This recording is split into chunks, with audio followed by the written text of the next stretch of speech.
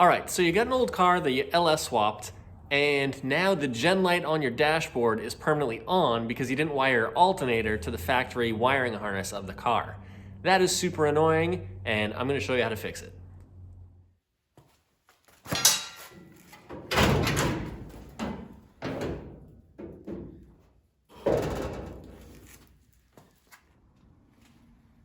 So this is the LS style alternator, and on the back of it you'll see one power wire. Now I use the power wire from my original alternator, and that works great. And then I just plugged in the wire from the LS harness right here. And the interesting thing about this is that it's a truck harness, and it only has one pin in it, and that's how it is on the truck as well. And the other 3 pins, because there's 4 pins in this connector, the other 3 pins are totally blocked off. So even if you wanted to put more wires in this, you couldn't. So what we need to do is, right here is the factory connector that goes into the back of the 64 Chevy, in this case, alternator. Now a lot of old alternators are the same exact setup. So if you have a General Motors alternator, it probably looks like this. So what we need to do is we need to hook up power to one of these wires, and that will turn off the light on the dashboard. But if you want it to work properly, what we need to do is we need to get a wire from this connector of the LS alternator into this. And then if the alternator stops working, then it will actually turn on the dash light and all will be well. But as you can tell, we got a couple of problems here because this connector is not meant for more pins. Let's do a quick test and I'll show you exactly how this works. So I've made myself a little jumper wire with a spade connector on it, and I'm going to hook it up to the black with a white striped wire. And if I plug it in here, and then I hook up the other end of the wire, which is pretty ugly, to a power source, the light on the dash should turn off. Let's take a look.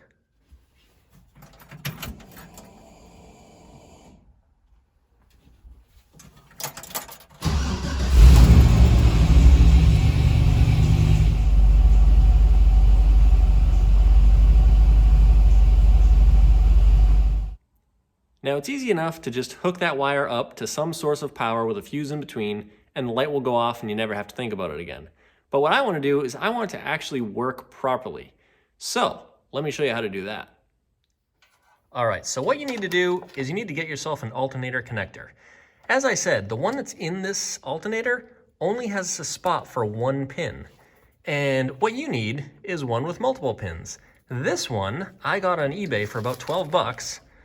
And it's a 97 to 2011 Corvette style alternator pigtail from EFI Performance Wiring. Now, I am not sponsored by them in any way. I just bought this on eBay. The cool thing about this one, though, is it has 3 pins in it, with pigtails, of course, with the wires. And if I wanted to put a 4th one in, I could, although I don't think I need it. So what I'm going to do now is I'm going to unplug that and plug in this, and then show you how to make it all work.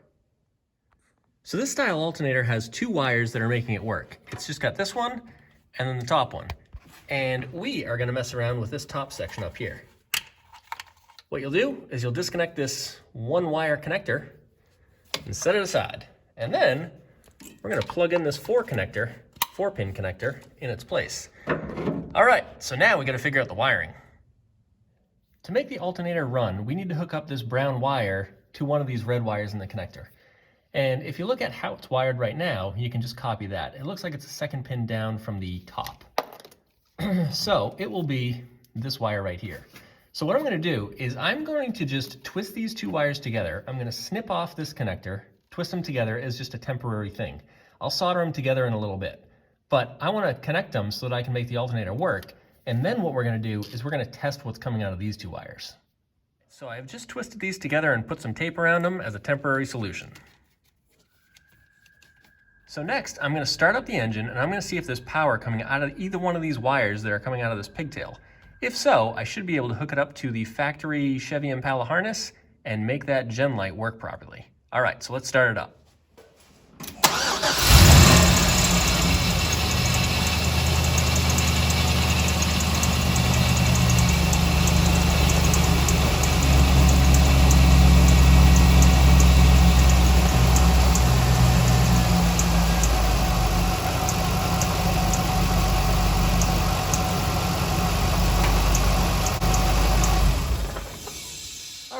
So bad news, neither one of those wires had electricity coming out of it. But the good news is, I bet that fourth one does. So let's pull the pins out of the other one, and then I'll pop it in that last one and we'll see what the heck happens. I'm going to show you how to remove pins from this GM style connector. So the first thing we want to do is pull this black clip off the back of the connector. I like to use an angled pick to do this, and you really just kind of jam it in there and lift up, like so. All right, so the connector is now off. Now what we need to do is we need to actually come up with something to push into this top section right here to slide the pin out. Now I like to use a hair clip. I take these from my wife, but you can get them at any sort of convenience store, or you can buy them online, of course. And this one I already have used, so I actually pulled a little rubber thing off the top of it. But what you'll want to do is remove the little rubber thing off the top and then bend it at a nice angle, like this. And then what we have to do is we have to narrow it a bit. So the way I'm going to do that is I'm going to hit it with a grinder.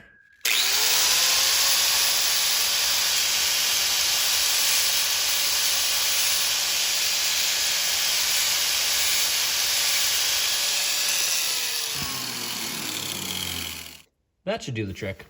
Now what we're going to do is we are going to insert this into the top of this connector, just like that. Now make sure you don't push it all the way through and jab it into your hand, because that'll hurt. But once you have it in there, you should be able to just pull the connector right out, just like that. And if you want to close up, you can see that what you're trying to do is push down the little tab that is right here. Once you've pushed down that tab with any sort of object, like a hair clip, it will slide right out of the connector. And obviously putting it right back in is the same thing. So what we're gonna do is slide it back in, and now it's locked in again. All right, let's plug this thing back in. Okay, so now I'm gonna start it up again, and we're gonna see if power comes out of this gray wire that is now in the topmost spot, right next to the wire that is going to the engine harness. Okay, wish me luck.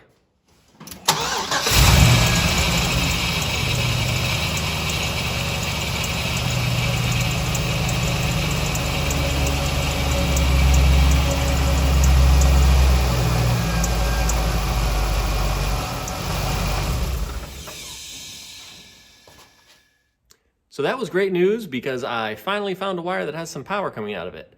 So now if I hook that up to the factory harness that is under my hood of my Impala, I should be able to turn the gen light off, and then if the alternator stops putting out current, that wire that I just hooked up will go dead, and therefore I will turn on the gen light on my dashboard. And we're gonna test that in just a minute. Okay, before I can test everything, I need to hook up this gray wire to this factory harness. And what I want to do is cut it to the right length so I can actually put these things together and it will actually look somewhat presentable.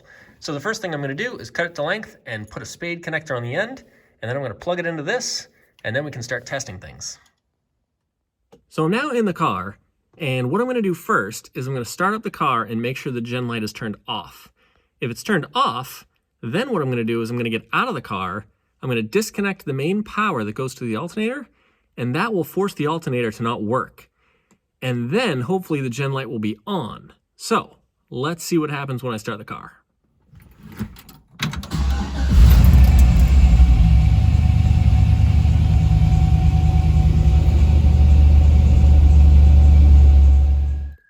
Sweet success. Now let's disconnect the power from the alternator, and we're gonna see if the gen light is on when we start the car.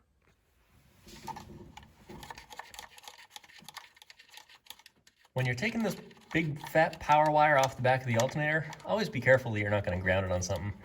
It'd make a bad time. I'm gonna wrap this one in tape. Big moment is about to happen. The alternator will no longer work with that giant power wire disconnected. Now I'm gonna start up the car, and we're gonna see if the gen light turns on. It should, because the alternator is not alternating. Let's do it.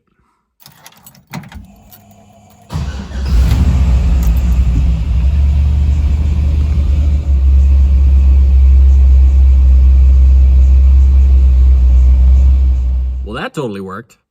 So now what I'm going to do is I'm going to hop under the hood. I'm going to pull the additional wire out of the alternator connector because I don't need that. I'm also going to solder the wire that goes from the alternator connector, the pigtail that I just bought, to the factory LS harness. And then I'm going to put a little cap back on the back of the alternator connector just in case one of the pins gets loose. That little cap on the back will prevent the pin from coming out. So I think that pretty much wraps up the video. Hopefully this video was able to help you out. I'd love to see whatever you're working on, so leave me a comment below with a link to whatever project you have. And if you like the video, be sure to subscribe, leave a comment, ring the bell, share the video with your friends, and yeah, I guess we'll see you next time.